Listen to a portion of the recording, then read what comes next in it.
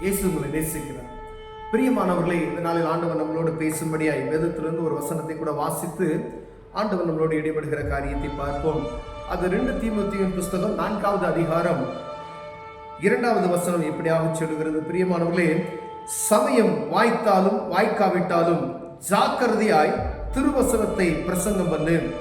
எல்லா நீடிய சாந்தத்தோடும் உபதேசத்தோடும் கண்டனம் பண்ணி கடிந்து கொண்டு புத்தி சொல்லு. ஏனென்றால் அவர்கள் ஆரோக்கியமான உபதேசத்தை பொறுக்க மனதில்லாமல் செவி தினவுள்ளவர்களாகி தங்கள் சுய இச்சைகளுக்கு ஏற்ற போதகர்களை தங்களுக்கு திரளாய் சேர்த்து கொண்டார்கள்.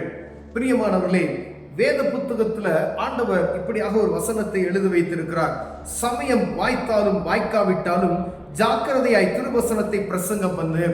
ஆண்டவருடைய வார்த்தைகளை, இந்த வேத புத்தகத்தை வாசித்தால் மாத்திரமே நம்ம அறிந்து கொள்ள முடியும். பிரியமானவர்களே, அநேக பிரசங்கங்களை நாம் கேட்கிறோம், அநேக புத்தகங்களை நாம் படிக்கிறோம். அதன் வழியாக நாம் அறிந்து கொள்ளக்கூடிய வார்த்தைகள் அதெல்லாம் காட்டிலும் இந்த வேத புத்தகத்தில் ஆண்டவர் நமக்கு எழுதி வைத்த அந்த காரியத்தை நம்ம ஒவ்வொரு நாளும் அது ருசித்து பார்த்தால் மாத்திரமே ஆண்டவர் எதற்காக வந்தார், எதற்காக அவர் அடிக்கப்பட்டார், எதற்காக இரத்தம் சிந்தினார், இந்த காரியம் தான் சுவிசேஷம் என்று நாம் சொல்லுகிறோம். அப்ப அந்த காரியத்தை நாம் முழுமையாக அறிந்து கொண்டு அந்த அறிந்து கொண்ட காரியத்தை ஜாக்கிரதையோடு பிரசங்கம் பண்ண வேண்டும் என்று வேதம் சொல்லுகிறது. பிரியமானவர்களே, சமயம் வாய்த்தாலும் சமயம் வாய்க்காவிட்டாலும் ஜாக்கிரதையாய் திருவசனத்தை போதி. எந்த இடத்துலனாலும் சரி, ஒரு குடும்பமாய் இருக்கலாம், ஒரு வேலை செய்கிற ஸ்தலமாய் இருக்கலாம், இல்ல ஏதோ ஒரு ஆபீஸ், ஏதோ வேற ஏதோ ஒரு இடத்துல நீங்க இருக்கலாம். எங்க இருந்தீங்கனாலும் சரி, ஒருவேளை உங்களுக்கு சத்தியத்தை போதிப்பதற்கு வாய்ப்பே கிடைக்காம, ஒருவேளை அந்த இடத்துல சூழ்நிலை இல்லைனாலும் அந்த இடத்துல ஒரு சூழ்நிலையை உருவாக்குங்க என்று சொல்லி ஆண்டவர் சொல்லுகிறார். வாய்த்தாலும் வாய்க்காவிட்டாலும் திருவசனத்தை போதிப்பதற்கு ரொம்ப ஜாக்கிரதையா இரு. எந்த நேரத்துல அது வாய்ப்பு கிடைக்கும் சொல்லுகிற நேரம் கிடைக்கிறதோ அந்த நேரத்தை பயன்படுத்திக் கொள்.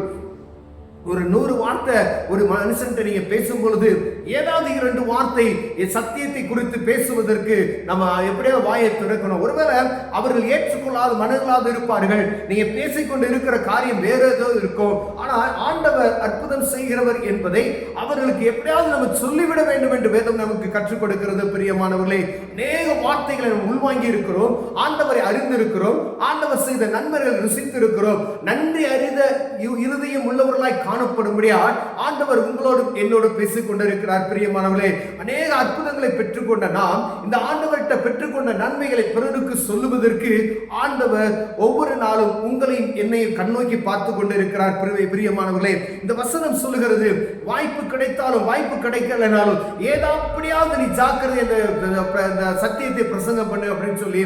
அப்ப நீங்க எந்த நேரம் உங்களுக்கு கிடைக்கிறதோ, ஏதோ பொழுதுபோக்காய் மனிதர்கிட்ட நீங்க பேசும் பொழுது ஆண்டவர் செய்த அற்புதங்களை நீங்க சொல்லுவீர்கள், ஆனால் அவர்கள் ஆண்டவரை அறிந்து கொள்ள முடியும். பிரியமானவர்களே, நீங்க பொய் சொல்ல வேண்டியது இல்லை. உங்களுக்கு ஆண்டவர் என்ன செய்தார் என்பதை நீங்க பிறர்கிட்ட சொன்னீங்கன்னா அது சத்தியமாகும். ஐயா, ஆண்டவராக இயேசு கிறிஸ்து என்னுடைய பாவத்தை மன்னித்தார், அவரே என்னை மீட்டு இன்னைக்கு புது வாழ்வு கொடுத்து வைத்திருக்கிறார். நான் இழிவியான பாதையில ரொம்ப தாழ்த்தப்பட்டு கிடந்த ஐயா, ஆண்டவர் என்னை உயர்த்தி வைத்திருக்கிறார். இந்த காரியம் அநேகரை தேற்றும். பிரியமானவர்களே, எத்தனையோ மரண வியாதிகள் கிடந்த மனிதர்களை ஆண்டவர் உயிர்ப்பித்திருக்கிறார்.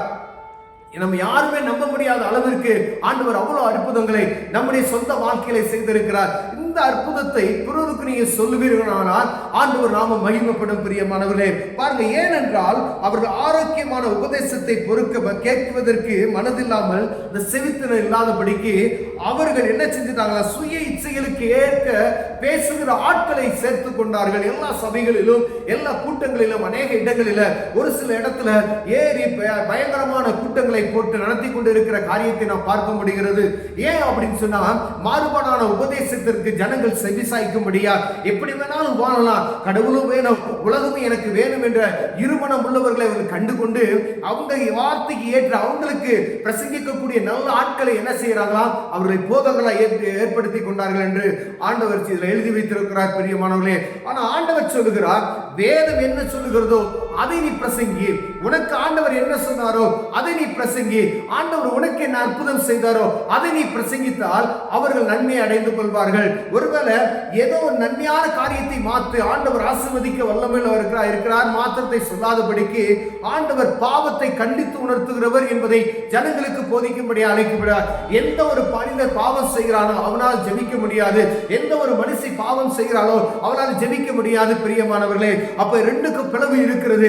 அதை செய்கிறவர்கள் இதை செய்ய முடியாது என்பதை நாம் அறிந்திருக்கிறோம். ஆனா மக்களுக்கு என்னமே நான் ஜெபமும் செய்வேன், பாவமான வாழ்க்கையிலே வாழுவேன், உலகத்தோட நான் கலந்து இருப்பேன், அப்படிதான் எல்லாருக்கும் தோணுது. ரெண்டுமே ஒரு ஸ்பிரிச்சுவல் லைஃப்லயும் இருக்கிறோம், வெளியில இருக்க பொதுவான மனிதர்களை போல நான் நடந்து கொள்ளணும் என்கிறது ஒரு காலம் நடக்காது. பிரியமானவனே, நான் ஆவிக்குரிய மனிதன் என்றால் ஆவிக்குரியவனாய் இருக்க ஆண்டவர் அழைக்கிறார். சில நேரங்கள்ல நீங்க உலகத்துக்குள்ள போகக்கூடிய ஒரு சூழ்நிலை ஆண்டவர் உருவாக்கி கொடுக்கிறார்.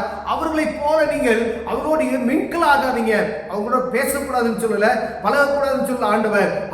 அவங்க செய்கிற காரியத்தை, ஆண்டவருக்கு விருப்பம் இல்லாத காரியத்தை அவங்க செய்யறேன்னா நீங்க தள்ளி நின்று நீங்க வேடிக்கை பார்க்கலாம். அதை செய்யாமல் இருப்பது நல்லது. பிரியமானவர்களே, இப்ப சத்தியத்தை போதிப்பதுல எப்படி உங்களுக்கு வாய்ப்பு கிடைக்கிறதோ அப்பெல்லாம் நீங்க என்ன செஞ்சிடணுமா, இந்த ஆண்டவரை குறித்து போதித்து விட வேண்டும் என்று ஆண்டவர் சொல்லுகிறார். பிரியமானவர்களே, அநேக பேர் இருக்கிறோம், நமக்கு அநேக பேர் சுவிசேஷத்தை நமக்கு அறிவித்திருக்கிறாங்க.